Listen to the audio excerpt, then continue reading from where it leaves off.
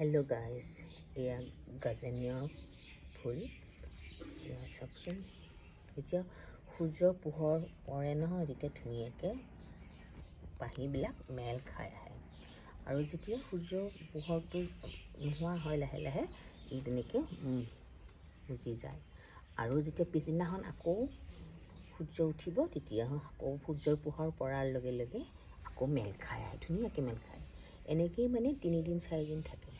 তাৰপিছত ফুলটো এনেকৈ মৰহি যায় এই মৰহি যোৱা ফুলটো কাটি পেলাব লাগে নহ'লে গছডাল বেয়া হৈ যায় আৰু মোৰ এয়া চাওকচোন মোৰ ইডাল হৈছে হাইব্ৰিডডাল এনেকৈ দীঘল হৈ ওপৰলৈ উঠি আহে আৰু ফুলৰ চাইজটো বহুত ডাঙৰ হয় কিন্তু যিটো লোকেল হয় তেতিয়া সেইটো মানে এইটো তলতে থাকে আৰু ফুলটোৰ চাইজটো অলপ সৰু হয়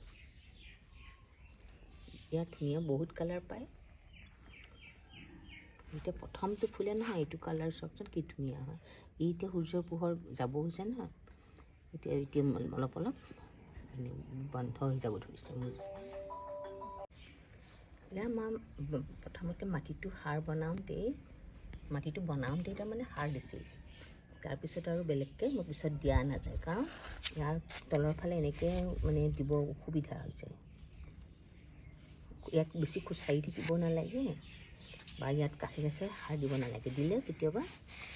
পানীৰ লগত মিক্স কৰি পেলাইহে দিব পাৰি নহ'লে এনেই দিব নোৱাৰি আৰু পূৰা সূৰ্যৰ পোহৰ পৰা ঠাইত থ'ব লাগিব তেতিয়াহে ফুলিব নহ'লে নুফুলে আপোনাৰ গছজোপা ফুল নধৰিব যদি ছাঁ থাকে বেছি ৰ'দ পৰা 5-6 ঘণ্টাটো ৰ'দ পৰিবই লাগিব তেতিয়াহে